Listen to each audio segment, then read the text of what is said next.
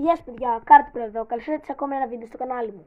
Σήμερα θα σας δείξω τις Noir και Goat κάρτες που μου έδωσε ο αγαπημένος μου YouTuber Gold Mantasy. Αν δεν τον ξέρετε αυτόν, είναι ο YouTuber που κάνω pin στα τελευταία μου 2 βίντεο ή shorts καλύτερα να το πω. Θα τον κάνω pin και σε αυτό για να το ξέρετε. Οπότε ναι, πάμε να σας τη δείξω. Πάμε πρώτα στις Goat που είναι όλες αυτές εδώ, αν μπορείτε να κάνει focus κάμερα, ωραία.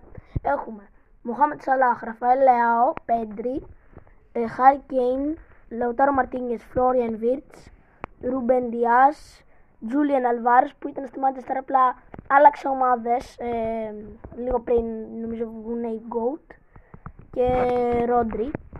Για να σας δείξω επίσης ότι Julian Alvarez ήταν στην Manchester, ορίστε τον έχω και σε κάρτα εδώ, Julian Alvarez, αλλά τώρα εδώ στις Goat λένε ότι παίζει να μπήκε στην Ατλέτικο Ντε Μαντρίδ. Πάμε στις Noir που είναι όλες αυτές. Αλεσάνδρο Μπαστόνι, Ντάνι Ολμό, Ντάρουιν Νούνιες, Ορελιάν Σουαμένι, Λερόι Σανέ, Φεντερίκο Βαλβέρντε, Κέβιν Ντε Μπρόινε, Έντερσον και Ροντρίγκο.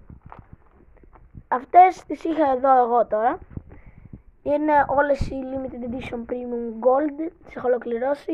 Ναι, κάποιες Premium και όλες οι Limited Edition. Πάμε να σας δείξω κάποιες Excellence που μου έχει δώσει. Αυτές είναι οι Excellence που μου έδωσε. Πρώτα ας πάμε σε αυτήν εδώ που είναι σαν μια μεγάλη Invincible γιατί έχετε ακριβώς ίδια rating. Είναι ο Εμπαπέ, ο Σβετσένκο, το Ρες και ο Χάλαντ. Είναι οι 4. Και αυτή εδώ που έχει μόνο τον Haaland πάνω και αυτές είναι, φαίνονται από κανονικές μεγάλες, αλλά όχι, αυτές είναι Excellence. Μπορείς να τη βρεις μόνο σε Excellence, και Noir και Goat πακετάκι που κάνουν περίπου 50 ευρώ. Οπότε, ναι, γεια σας παιδιά.